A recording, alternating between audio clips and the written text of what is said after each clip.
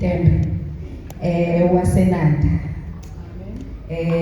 Ngicale nje ngokubonga ithuba ngizothi ngeke ngithe ngihijackile ngoba ngisesontweni ngisikwazi ukusebenzisa ilanguage enjalo.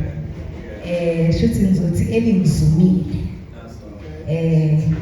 Kodwa angithi bazalwane shuthi uNkulunkulu nendlela nje yokwenza izinto zakhe.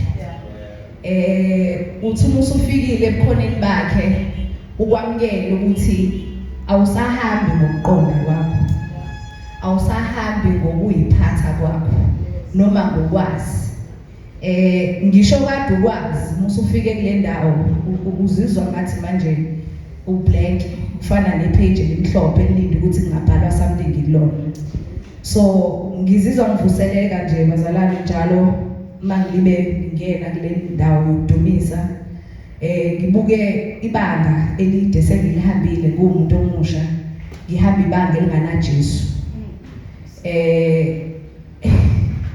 Bazalwane kodwa ke angizile ngohambo lwami. Kodwa ngithi ngiveze nje lokho ukuthi kuyingozi ukuhamba umuntu omusha onganawo uJesu. Ngicabanga ukuthi kuyingozi ukudlula ngisho izinto esifundiswa ngazo ukuthi zinobungozi.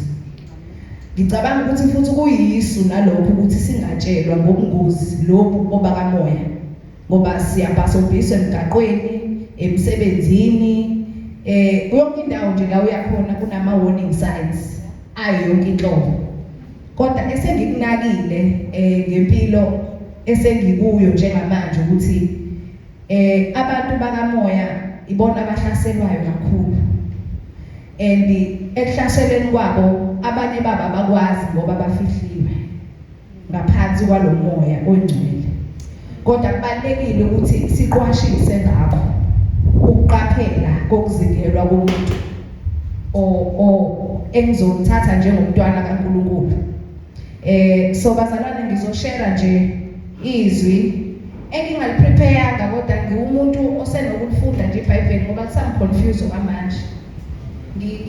Ngihamba ngize ngiphindelele kokunye mengilifundile izwi ngaze ngasuka kulona kodwa ngingaqondanga ukuthi uNkulunkulu bethini kimi. Angazi noma ngiyahlambuluka yini ngalokho futhi bazalwane kodwa ngisawumuntu ocathulayo ezwini ngale ndlela yokuthi kusenzeka ukuthi ngiyifunde into ngiqede ukuyifunda kodwa ngingayiqondanga. Okungenzeka inkinga kimina mhlawumbe indlebe yami neyigonogona ngazi. Mhlawumbe ngi-hearing aid ngazi. Uye wachaza ekhulumile phambilini ukuthi ubaba kahle hle ushilo ukuthi ngeke ukwazi ukusizwa ungashongo ukuthi ufuna ukusizwa ngani. Nanokuthi shuthi ngoba mina sengiyayazi inkinga ukuthi ongenzeka ukuthi shuthi isendlebeni noma i-understanding. Kodwa ngamanye amazwi kubalulekile ukuthi siyihlole uma ngabe sihamba lolu hambo lakamoya ngaso sonke isikhathi. Ungayihloli mekuwusande kuphela kodwa nje uhlole indlela ohamba ngayo, uhlole indlela okhuluma ngayo, abantu ohlala nabo, izinto oyikhethayo, izinto oyibukayo, nje kuningi bazalwane. So ngizocela sivule umshumayeli. Ngizothatha ekuqaleni nasekugcineni. Ngifunda kanjalo ke bazalwane neBhayibheli. Angazi noma ngiyarobha yini. Kodwa nje kwabafuna imbuzi mina ngifunda kanjalo. Mangena nje evesini, ngithatha phezulu, ngithatha ekugcineni.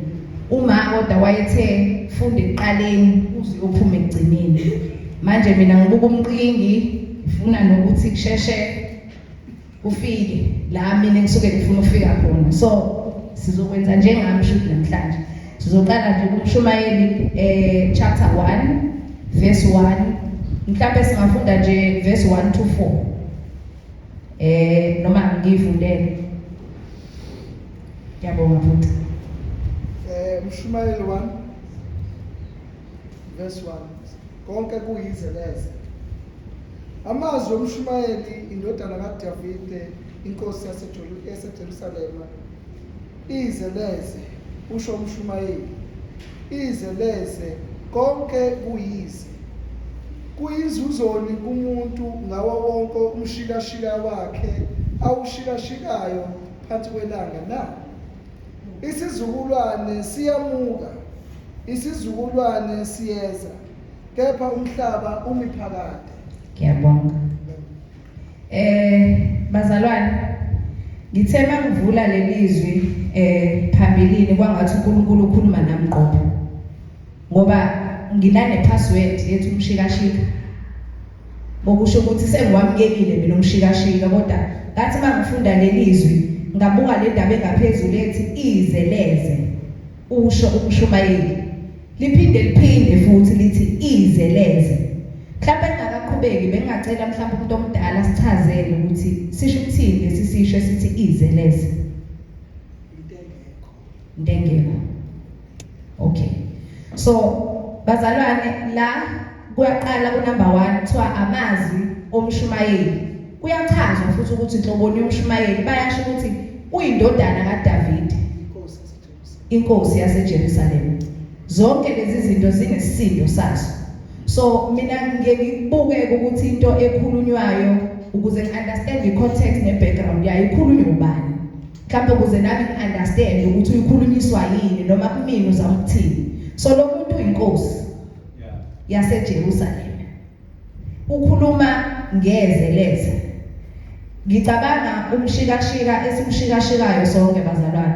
Kakhulukazi thina abantu abasha. Abantu abahlezi bebhizi. Bahlezi bexakekile. Kodwa konke umuntu uyangenelela ngempela uya-understand ukuthi umshikashika lo owani. Bazalwane, ngithe mangifunda lelizwi ngayibuza ukuthi bangaka abantu abasha abangakaboni ukuthi bashikashika endaweni erongi. Abangakaboni ukuthi into abayishikashikayo ayizuphuma nalutho. Ngibuke ngisho amanye amavideo endaweni zokuyijabulisa kuze kufike umuzwa kumina ukuthi kunomehluko wokudla ubusha bakho nobubhubhudla. Into eyenzakalayo manje abantu abasha babhubhudla ubusha bakho. Akusabona nokuyijabulisa, akusabona nokuyizwisa noma ukutaste noma ukwenzani, sekukumosha totally. Uma ubuyela kulamazwi alenkosi yaseJerusalem, kahle hle shuthi iwarning le. Isexwayiso umuntu wakamoya ukuthi kuyashikashika emhlabeni kodwa uhlolo umshikashika wakho ukuthi awulona yini izeleze. Ngoba bekungaba yiphutha bazalwane ukuthi umuntu azafike kule age engikuyona ngoba ngina 33 years mase ngithi ngiyakubalela kumshikashika engumshikashiyayo mhlawumbe zizu 2% izinto eziyize hayi leze ngoba ize into ephathekayo izeleze ihambisana. Okay, mina isiZulu kwakuyi second language so ningathuki mangibuza hayi ngoba nakho ngibuzela mina ngibuzela ukunderstand. Ngicabanga ukuthi enye into ebalekile uma ungabe ufunda iBhayibheli ukuthi zama ukuthola ilanguage eyenza sense kuwena. I notice ukuthi angisifundanga isiZulu esikoleni kodwa ngifunda iBhayibheli lesiZulu. Maybe mistake lapho kumina personally. So I feel ukuthi kumele ngifunde ngesiZulu ngoba mina ngibuye understand ukuthi methwala phefumulelwa ngibona ngathi mangithakaza ngesingisi uNkulunkulu ngekangisi. Mhlawumbe uzoqala lalele amangisi iqala ngoba umezwe isingisi yabo cabanga ukuthi okay lo mthandazo uqhamuke eAmerica. So angazi mhlawumbe lapho ngiphumise ngidala. But bazalwane engizama ukuveza ukuthi amaphutha okholweni akhona. And the more sikhuluma ngawo, the more siwashare afana nama experiences omuntu ophuma mhlawumbe ku driving test noma ku matric test. Ama experiences ukuthi mina ngibhalile le test mhlawumbe mina ngadadisha mhlawumbe ngenza lokho. So uma siyishare lezi zinto mhlawumbe omunye ezwa ushare uzobuka na umshikashika wakhe mase yabona izeleze ngenxa yento oyisherayo. Okay, sacela siye kuye nomshumayeli isahluko sokugcina ngathi verse 12 nakhona sizothatha ngeqaleni mhlawumbe nakhona sifike ku verse 5 noma ngingazi ukuthi kuzofika yini la ngifuna khona. Cela usiza kodwa Isahluko 12 right? yebo Funda verse 1 to 5 years. Futhi khumbula umdali wakho emhleni yobusha bakho zingakafiki izinsuku ezimbi ingakasondeli iminyaka osho ngayo ukuthi angithokozi ngayo. Yebo, lingakabi mnyama ilanga, nokukhanya, nenyanga, nezinkanyezi, namafu engakabuyi emva kwemvula. Ngalolo suku lapho abalindi bendlu beyakuthuthumela, amadoda anamandla agobe, abasilikazi bayeke ngokuba beyingcosana, abalunguza emafasiteleni bafiphazelwe, iminyango ivalwe esitaladini, lapho umsindo wokusila uncipha. Umuntu avuke ngezwi lenyoni, izintombi zonke zokuhlabelela zithuliswe. Yebo. Ngicela sime lapha. Ngibona ngathi iyahambiselana nale nkulumo yami yasekuqaleni. So uma ngabe silalela la, ngithanda nje number 1 kakhulu ithi futhi khumbula umdali wakho emihleni yobusha bakho. Zingakafiki izinsuku ezimbi, ingakasondeli iminyaka osho ngayo ukuthi angithokozi ngayo. U2 to 4 usiyogxila ngawe ekhaya ngoba nami sengiyobuyela kuwona ngizwe ukuthi nguzwisile yini, kodwa ngibamba unumber 1 kakhulu. Eqaleni umshumayeli ukhuluma ngesexwayiso ukuthi ize leze umshikashika. So ekugcineni uzoselecta thina abantu abasha.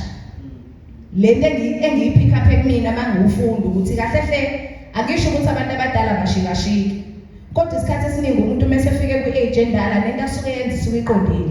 Kodwa abantu abasha abaningi, abanye abafundi, abasebenzi, kodwa babhizi.